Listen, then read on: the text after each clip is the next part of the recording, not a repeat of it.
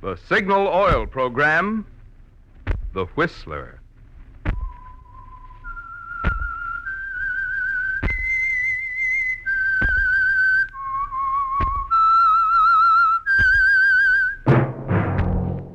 That whistle is your signal for the Signal Oil Program, The Whistler.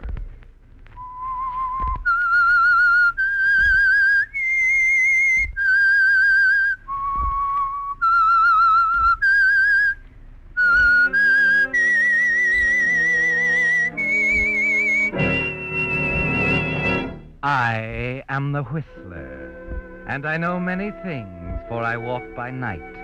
I know many strange tales hidden in the hearts of men and women who have stepped into the shadows. Yes, I know the nameless terrors of which they dare not speak.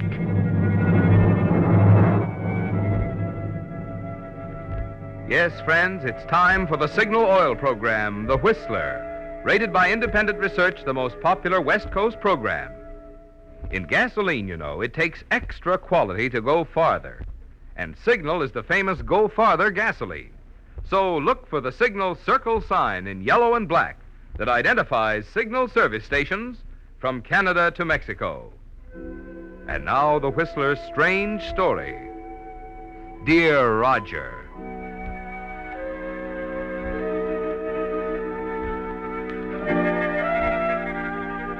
It was a strange meal they ate together that evening, full of long, awkward silences, both of them making useless attempts at light conversation, trying to fill in the gaps.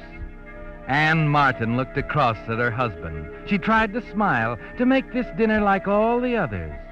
She knew that the dread in the back of her mind had made the atmosphere tense, that Phil had sensed it somehow. At 20 minutes of 7, he put down his fork. It's no use, darling. I guess I'm just not hungry tonight. How about some coffee? No. Phil, Yes? is something bothering you, darling? Well, what makes you ask that? Well, I don't know, dear. You seemed a little strange tonight, and I just thought that... What did you think? Well, I thought you might be worried or something. I wonder what it is. What, Phil? I wonder what it is that gives a woman the power to pull something out of the air like that. I thought I could put it past you. I guess I should have known better. Please tell me. I am worried, Anne. I'm terribly worried. What's wrong? I didn't want to tell you until it was all over. It'll probably be in the papers in a few days, though.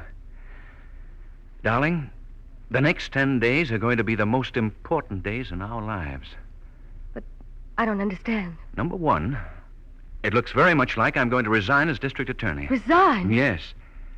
The governor's about decided he has a job for me. In Washington. Why, Phil, you mean you... Yes. United States Senator, dear. Since Senator White passed away, it's up to the governor to appoint a man to fill out White's term. Well, that's wonderful, darling. I don't know what to say. It's off the record at the moment, of course. It'll be the beginning for us, Anne. Or, maybe not. What do you mean, maybe not? Well, there are people who don't want to see me get that appointment, Anne. Why? A lot of reasons. All of them political. Is that why you're worried, Phil? And they've come to me several times now. They've tried to bribe me, buy me off, threaten me. They'll go to any lengths to ruin me unless I refuse to accept that appointment. You see, it's their necks or mine, and they know it. They're powerful, Anne, got influence. If they could find one grain of scandal in my past, or yours for that matter, they'd... What's the matter, Anne? Nothing, Phil, no. Nothing. I told them to go ahead, Anne. I told them to do their darndest. We have nothing to hide, have we? No, Phil. We have nothing to hide.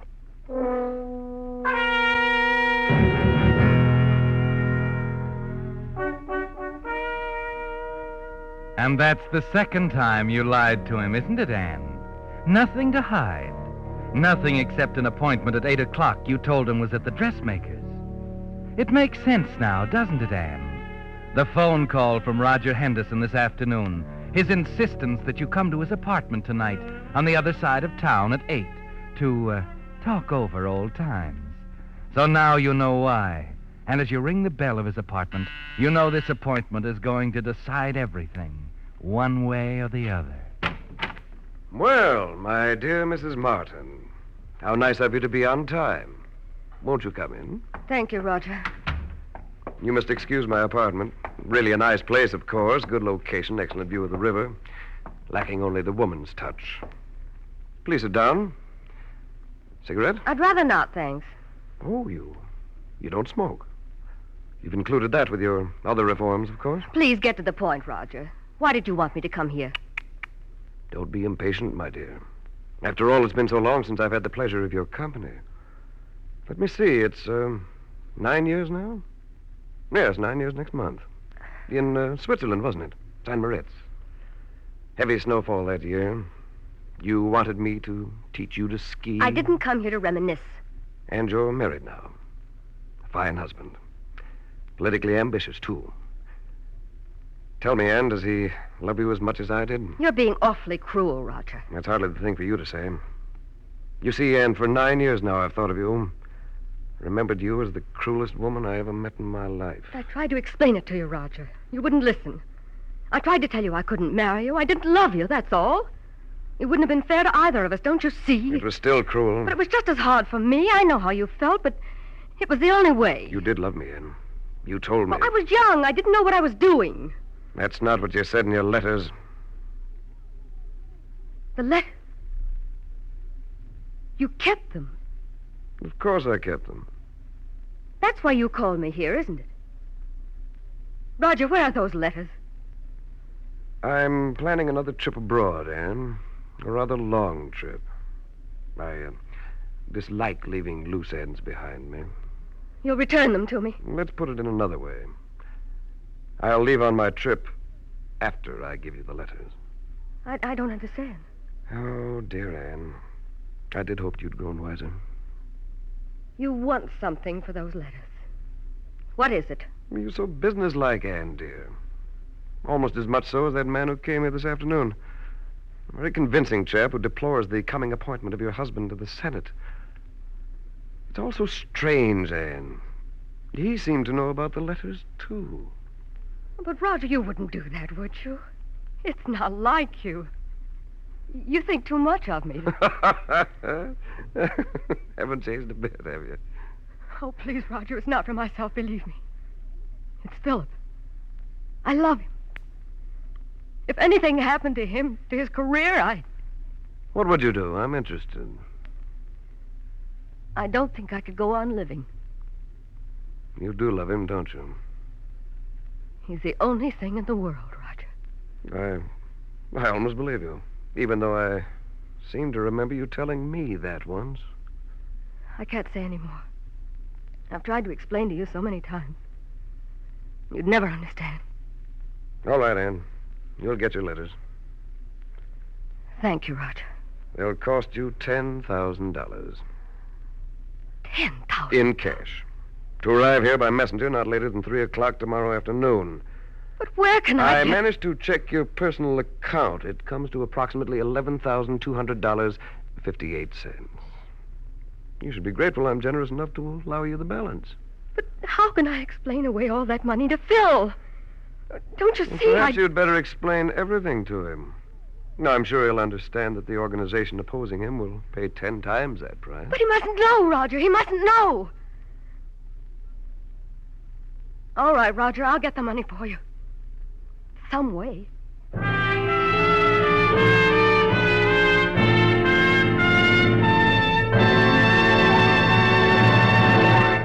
With the prologue of Dear Roger, the Signal Oil Company brings you another strange story by The Whistler. Since this is the first program of the new year, it occurred to me you might like to look in and get a little better acquainted with the organization that brings you The Whistler and those fine Signal Oil products. It all started not long after World War I, when a small group of young Westerners got together to form their own independent oil company, Signal Oil Company. In the face of what seemed overwhelming competition, those determined young men succeeded in bringing to Western motorists the first anti-knock gasoline at regular prices. Being independent themselves, they naturally sold Signal gasoline only through independent service stations. Just a handful of them at that time. But motorists liked Signal products, liked them so well that the Signal organization grew and grew until today independent Signal dealers serve 7 western states from Canada to Mexico. Now, obviously, there must be good reasons why so many motorists have switched to Signal, and there are. One, at Signal stations you find the tops in gasoline, lubricants, and fine quality automotive accessories, backed by Signal's 16-year tradition of quality. And 2, you enjoy more thorough, more conscientious service, because Signal dealers, being in business for themselves, have more incentive to serve you better. And now, back to the Whistler.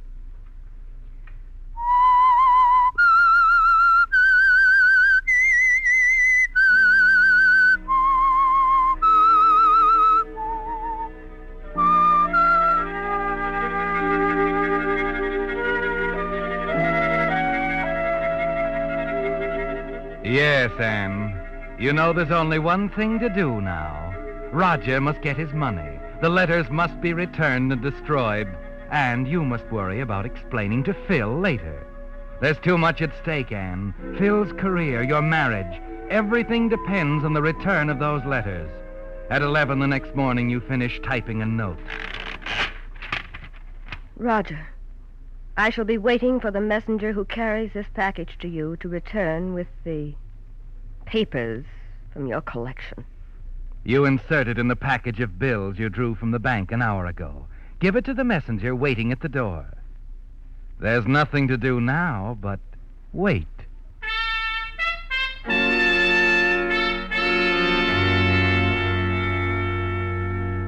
But there's no answer. The messenger doesn't return. At 6 in the evening, the doorbell rings, and you rush to the door to find Phil home early for dinner. By 9 o'clock, you're sure Roger is double-crossing you. That's the one thing he wants more than money, to wreck your marriage. But it's too late in the evening to do anything. You make an excuse to Phil and go to bed.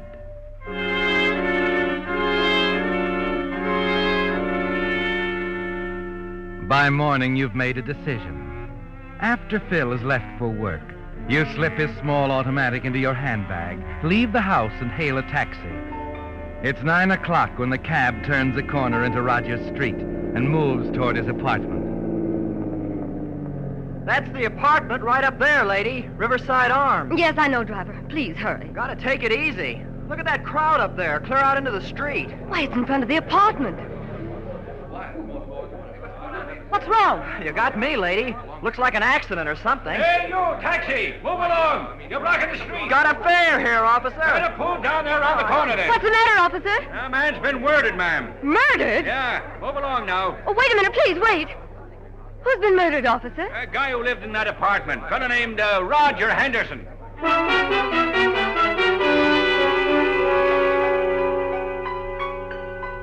It's almost too much to take, Anne. The strain of yesterday, a sleepless night. Now the single terrible fact that Roger Henderson is dead. That now the letters will come to light. There's a strange dizziness in your head, a half-sick feeling in your stomach. Things begin to fade. The whole world gets dark around the edges. Well, lady, where to now? Hey, where do you want to go to now, lady? If you like, we could go around by way of Park Street or even... Hey, what's the matter, lady? Something wrong? You look kind of pale, like you're gonna pass out. Hey, wait!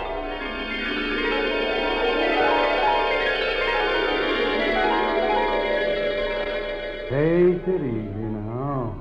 Another sniff of this ammonia. I know it's nasty stuff, but it does the trick. Breathe deep now. Now, lean back and relax for a minute. You're all right. What happened? It's all right, Mrs. Martin. You just pulled a feint in that taxi cab. Where am I? In my apartment. My name's Joe Burton.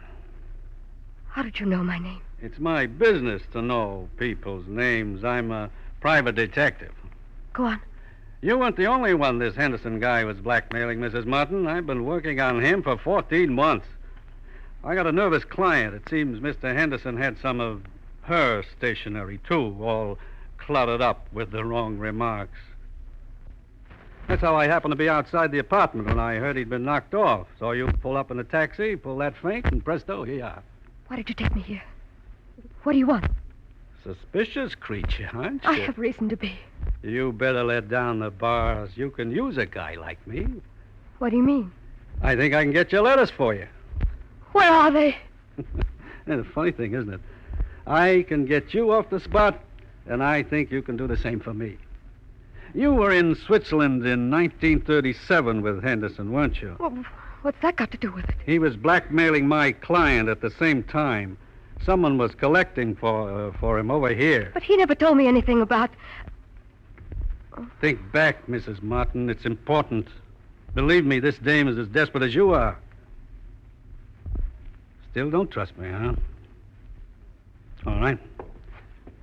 Take a look at this. Now, let's see.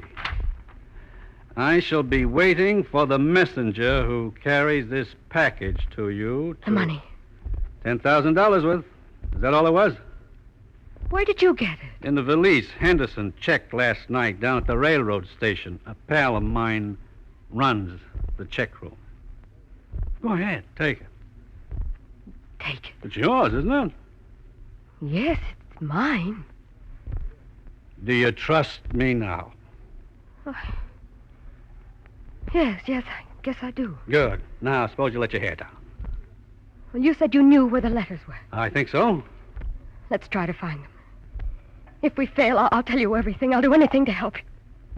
You've simply got to understand, Mr. Burton. I must have those letters. All right. There was a small walnut nightstand in Henderson's bedroom, brass lock on the front. The cleaning woman says she's seen him put papers in there. I think they're the right ones. We'll check with her again in the morning. Why not now? The place is crawling with police. Oh, yes, of course it is. What time? 10 be all right? All right, 10 o'clock.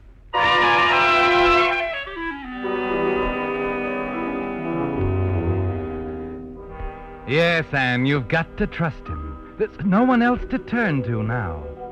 You arrive home to find the phone ringing. It's Phil saying he'll be working late. But it's not until after 11 when he quietly walks into the bedroom that you realize what he's working on.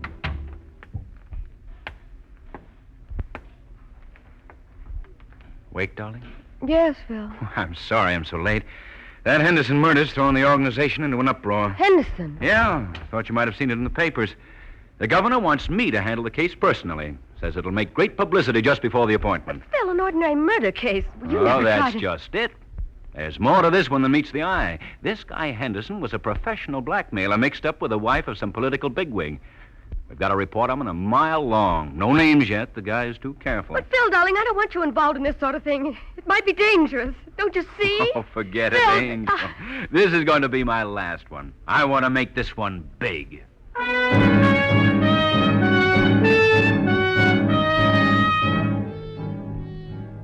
You started to tell him, Anne. Caught yourself just when you felt you couldn't hold it back any longer. Somehow you know you've got to stand it for another day, long enough to give Burton his chance.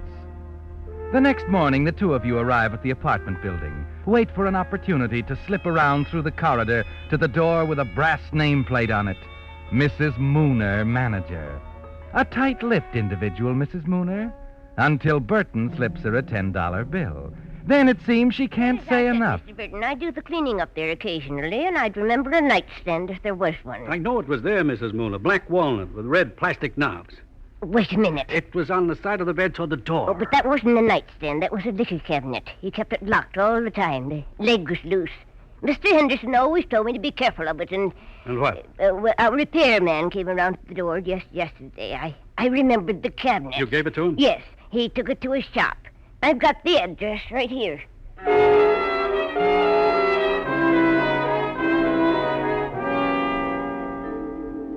A liquor cabinet? Who picked it up? I don't know who picked it up. It was black walnut, red plastic knob. Brass lock on the front. You sure the man left this address? Let's not go through that again. I told you. Wait. Sure. Sure, that's what it is. Red done it again. The guy had red hair, didn't he? I don't know what color hair he had. I fired him last week. He's been going around town picking up furniture and selling it. Where can I find him? Just a minute, I'll write it down.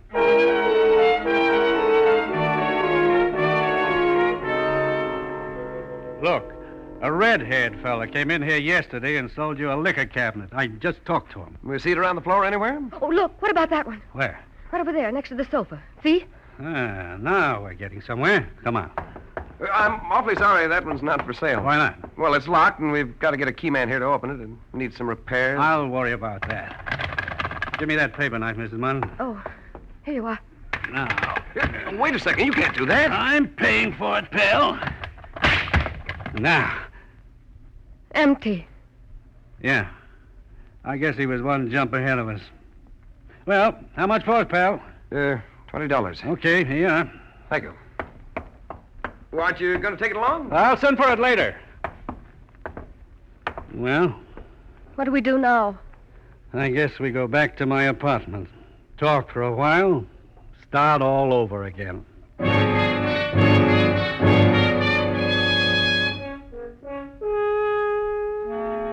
Yes, Anne.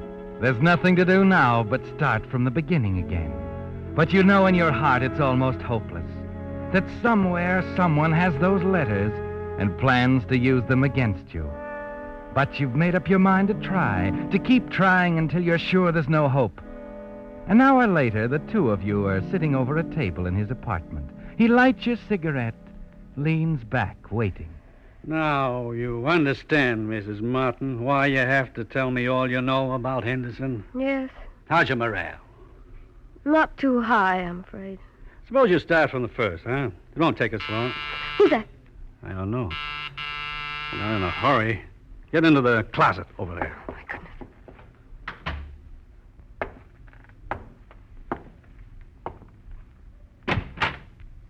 Hello, Burton. Well, Mr. Martin. Hello, D.A. Mind if I come in? I'm a little busy. It's important. What's on your mind? A lot of routine stuff. A murder, mostly. Fellow named Roger Henderson. Know anything about it? No, why? I think you do. I think you killed him night before last at 11 o'clock. Funny, I'd swear I was with a guy named Joe Rocca at the time. So did he. Until we broke him down. He spilled it. Right from the beginning. Put up your hands, Burton. Ah. A 38. The boys in the laboratory will be interested in this. You back on the homicide detail, D.A.? Not on this one I am. I was interested the minute I found out you are hired by the mob that's after my neck. They offered you $100,000, didn't they, Burton?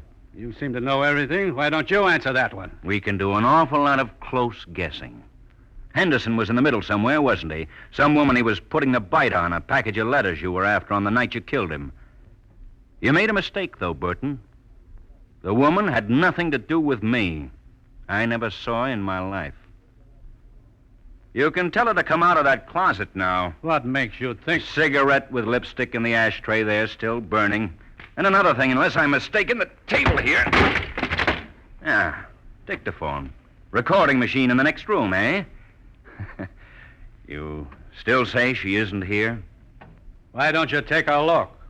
All right. I will.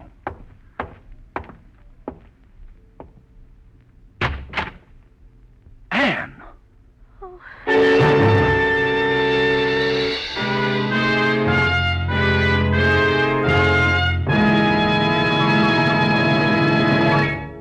The Whistler will return in just a moment with a strange ending to tonight's story. Did you hear that? Just another New Year's resolution being broken. But there's one I hope you won't break, and that's the one we made on last week's Whistler. To try, just try, Signal gasoline in your car. Because seriously, friends, there are real advantages for the driver who powers his car with Signal. Not only because Signal is the famous Go Farther gasoline, But now that the government has removed its limitations on the amount of lead used in gasoline, the quality of today's Signal is at an all-time high. You see, it's this extra quality, the extra efficiency today's Signal gasoline gets from your motor that gives you those quick starts, fast pickups, and smooth knock-free power. Yes, and it's these same quality features a gasoline must have for extra driving pleasure that also give you extra mileage. Mileage you can measure with your speedometer. For proof, just switch to Signal for a few fillings. Let the performance of your own car show you what more and more drivers are discovering. In gasoline, it takes extra quality to go farther, and Signal is the famous Go Farther gasoline. And now back to the Whistler.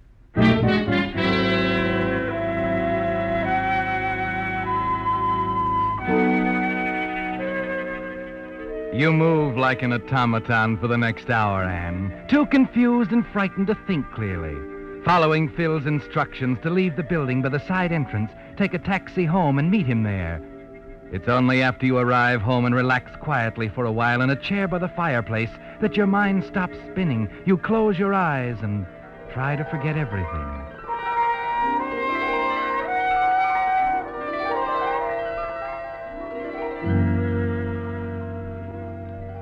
Phil is bending over you as you open them again. Phil, Anne, how are you? I don't know, Phil. It's been terrible. I've done an awful thing. Relax, darling. Don't try to talk. What can I say, Phil? Don't say anything. Aren't you going to ask me any questions? No. No questions. Did you find me in a murderer's apartment? And the blackmail? Everything? No questions, huh? When you love someone like I love you, Anne, you don't ask questions.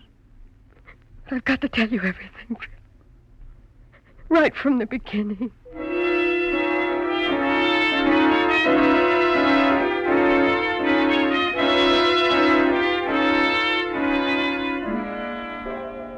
That's it, eh? Yes, that's it. I was only trying to protect you, darling.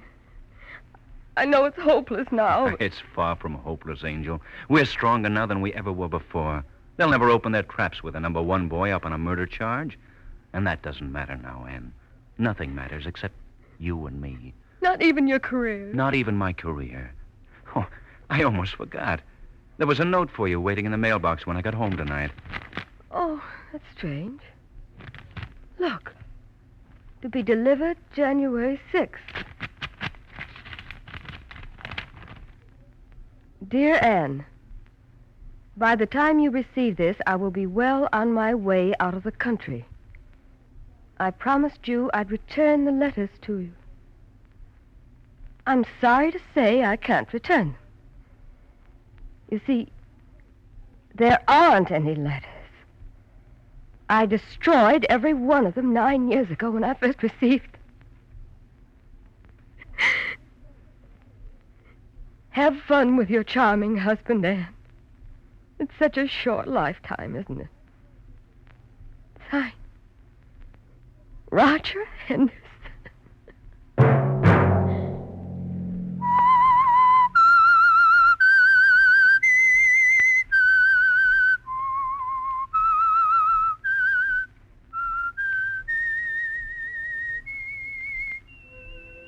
Let that whistle be your signal for the Signal Oil program, The Whistler, each Monday at 9. Brought to you by the Signal Oil Company, marketers of Signal gasoline and motor oil and fine quality automotive accessories. Signal has asked me to remind you to get the most driving pleasure, drive at sensible speeds, be courteous, and obey traffic regulations. It may save a life, possibly your own. Featured in tonight's story were Lorene Tuttle and William Johnstone. The Whistler was produced by George W. Allen with tonight's story by Stuart Nobins, music by Wilbur Hatch, and was transmitted to our troops overseas by the Armed Forces Radio Service. This is Marvin Miller speaking for the Signal Oil Company. This is CBS, the Columbia Broadcasting System.